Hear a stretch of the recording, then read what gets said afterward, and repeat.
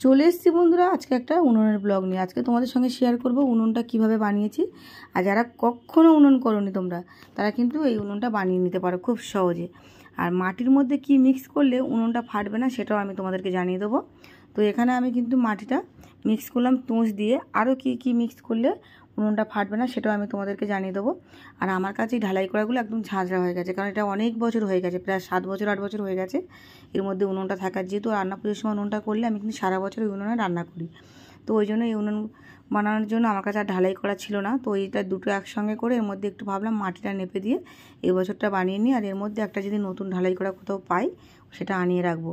তো ওই জন্য ভিতরটা মাটি ভালো করে নেপে দিলাম, দিয়ে এবার আমি চারদিকটা একটু রাউন্ড করে দেবো। আজকে আমি এটা এভাবে রেখে দেবো। আমি কিন্তু এখন রাতের মধ্যে বানাচ্ছি, কারণ আমি সারাদিন সময় হয় না, আমাকে বেশিরভাগ রাতে কাজ করতে হয়। কারণ এখন এই যে সন্ধ্যাবেলা এটা বানিয়ে রাখলাম, এবার আমি পরের দিন চলে আসবো। আর কদিন ধরে এত বৃষ্টি হচ্ছে, ভাবছিলাম উনুনটা বানিয়ে একটু রোদে দেবো, কিন্তু রান্না পুজোর উনুনটা ভাবছিলাম বানাতে পারবো না। যাই হোক, গতকাল রাতে বানিয়ে রেখেছি যতটুকু। আজকে আবার এই বস্তাটা উপর থেকে আমার কর্তা লাভিয়ে দিয়েছে, এর মধ্যে মাটি রয়েছে। আর ভাগ্নিও এসছে, ওকে বললাম তুই একটু মাটি তৈরি করে দে আর আমি ঝপঝপ করে উনুনটা তৈরি করে নিই। তো আমাকে বলছিল মামি তুমি কালকে রান্না পুজো, আজকে উনুনটা তৈরি করছো, এই উনুনে কিছু করতে পারবে? তো আমি বললাম ঠিক করতে পারবো, মা যদি চায় অবশ্যই করতে পারবো, তুই আমাকে মাটিটা সুন্দর করে টাইট করে মেখে দে আমি যেভাবে বলছি। তো ওকে আমি বেশ করে তুষ দিয়েছিলাম আর বালি দিয়েছিলাম, তুষ আর বালি দিয়ে খুব সুন্দর করে টাইট করে ও মাটিটা মেখে দিয়েছিল, যার জন্য উনুনটা খুব ভালোভাবে আমি তৈরি করতে পারছি। কারণ না হলে কিন্তু মাটি নরম হলে উনুনটা কিন্তু সঙ্গে সঙ্গে বানানো যাবে না। অন্তত একটা উনুন একটু টানা রোদ খেলে, একদিন অন্তত রোদ খেলে তারপরে বানালে খুব সুন্দর ভালো হয়। আর আমি কোটোটা এইভাবে দিয়েছি। তো আমার ভাগ্নি বলছিল একটা প্লাস্টিক দিয়ে দাও মামি, তো আমি একটা প্লাস্টিক আনতে বলেছি, সেটা এবার লাগিয়ে দিলাম। আমাকে বলছিলাম আমি প্লাস্টিক দিয়ে দিলে খুব ভালো হবে। আমি যদিও খুব একটা উনুন টুনুন বানাই না, ওর শাশুড়ি বানায় হয়তো দেখেছে, তো আমাকে ওই জন্য বললো। তো আমি উনুনের মধ্যে ওই কোটোর মধ্যে একটু প্লাস্টিক দিয়ে দিলাম। আর এবার আমি মাটিটা খুব সুন্দর করে দিয়ে দেবো। আর মাটিটা যেহেতু খুব টাইট করে মাখা, ওই জন্য কিন্তু খুব সুন্দরভাবে উনুনটা আমি তৈরি করে নেবো। আর উনুনে তোমরা কিন্তু যখন উনুন বানাবে, যাদের কাছে তুষ রয়েছে তারা তুষ দেবে, তার সঙ্গে একটু গোবরও দিতে পারো। আর বালিটা অবশ্যই দেবে, দিলে কিন্তু উনুনটা একদম ফাটবে না। আর এছাড়া কিন্তু যাদের কাছে ধরো তুষও নেই, বালিও নেই, তবে তারা কিন্তু কাঠের ভুসিটাও ব্যবহার করতে পারো। এছাড়া যদি এগুলো তোমাদের কাছে কিছুই না থাকে, যারা শহরে রয়েছে তাদের কাছে তো বালি অবশ্যই থাকবে। আর এছাড়া কিন্তু তোমরা এর মধ্যে কিছু কাপড় কুচি করে দিতে পারো। আর নাহলে যে চটের বস্তাগুলো পাওয়া যায়, ওটাও কিন্তু জলে ভিজিয়ে একটু কুচিয়ে মাটির সঙ্গে মিক্স করেও দিতে পারো, খুব ভালো হয়। তাতে কিন্তু উনুনটা ফাটে না। এগুলো আমি দেখেছি আমার মাকে, যখন যেটা থাকতো মা সেগুলো দিয়ে উনুন তৈরি করতো, তাতে কিন্তু উনুনটা ফাটে না। আমি যেহেতু উনুনটা কালকেই এখানের মধ্যে পুজোর ভোগ বানাবো, তো ওই জন্য আজকে আমাকে বানিয়ে নিতে হবে।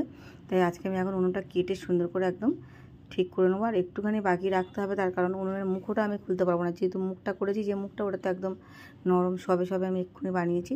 তো ভাগ্নি বলছে মামি ওটা তুমি কালকে খুলো পুজোর সময়। তো আমি বললাম ঠিক আছে, আজকে যতটা পারি তাহলে বানিয়ে রাখি, আর কালকে শুধু মুখটা আমি বানিয়ে নেবো। তো এই যে সুন্দর করে চারদিকটা, আমি কিন্তু উনুনটা চৌকো করেছি এই কারণে, এই চৌকো উনুনগুলো একটা কি সুবিধা, যে কোনো বাসন বসে যায়।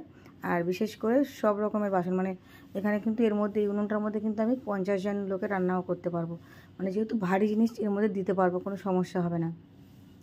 আর গোল উনুনগুলো হলে একটু বেশ বড় সড়ো করে করতে হয়, যেহেতু আমার অতটা জায়গা এখানে নেই। আর আমাকে অল্পই মাটি দিয়ে তৈরি করতে হবে, যেহেতু আমি এত মাটিও কোথায় পাবো। তাই ভিতরটা রাউন্ড করে দিলাম, চারদিকটা চৌকো করে খুব সুন্দর একটা শেপ করে বানাবো। মানে গ্যাসের ওভেন যেরকম হয় সেরকম করে বানাবো ভাবছি। যেহেতু উনুন টুনুন আমি খুব একটা বানাইনি কখনো বিয়ের আগে, তো বিয়ের পরে কয়েকবার বানিয়েছি, খুব ভালো হয়নি, জানি না কতটা ভালো হবে, তাও চেষ্টা করছি একটু সুন্দর করে বানাবে। তো ভাগ্নি বলছে ভালোই হচ্ছে মামি, তো ওই জন্য ভাবলাম তোমাদের সঙ্গে শেয়ার করি। তো এই যে এতটা বানিয়ে ফেলেছি, এইবার আমি চারদিকে যে ঝিকগুলো হবে সেগুলো বানাবো।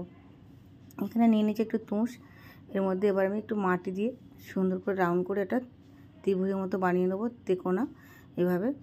এরকম 4টে বানাবো আমি, কারণ 4টে বানিয়ে মেপে দেখে নিতে হবে উনুনের চারদিকে ঠিকঠাক বসবে কিনা, মাপটা নিয়ে নিতে হবে। আমি 4টে করবো, অনেকে কিন্তু এটা 3টে করতে পারো, তবে আমি কিন্তু 4টে দেবো এই কারণে, 4টে দিলে কিন্তু যে জিনিসটা আমি মানে ধরো এর মধ্যে কড়াই বলো হাঁড়ি বলো যেটা বসাবো, খুব সুন্দরভাবে কিন্তু বসে যাবে তাতে, আর দেখতেও খুব ভালো হবে। তো ওই জন্য আমি 4টে দিলাম, তোমরা চাইলে 3টেও দিতে পারো, তবে 4টে কিন্তু বেশি সুন্দর দেখতে হয় বন্ধুরা।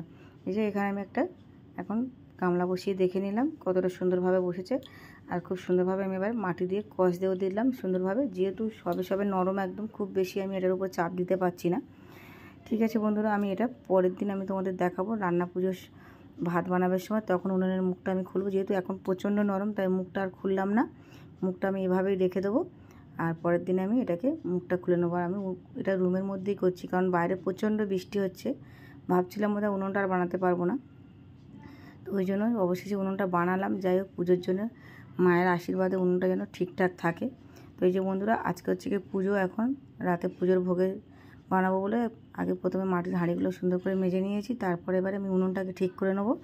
এই যে এখন মুখটা খুলে নিলাম, একটু টাইট হয়েছে যদিও, মানে ঢলে আসছে না, একদম হালকা একটু টাইট হয়েছে, একদম নরম, মানে আমি জল দিচ্ছি না, শুকনো হাত দিয়ে সুন্দর করে ফিনিশিং করে নিলাম এভাবে। এবার এর মধ্যে আমি পুজোর ভাতটা বানাবো। তো বন্ধুরা, আমার এই উনুনের ভিডিওটা তোমাদের কেমন লাগলো আমাকে কিন্তু কমেন্ট করে জানিও। আমি অবশ্য খুব একটা উনুন টুনুন বানাই না, কারণ আমার মা কিন্তু উনুন বানায়, যদিও দেখেছি, তবে আমি প্রথমবার একটা অন্যরকমভাবে উনুনটা বানালাম। আর আজকে আমার এই ভিডিওটা যদি ভালো লেগে থাকে প্লিজ চ্যানেলটি সাবস্ক্রাইব করে নিও আর পাশে থেকে সাপোর্ট করো।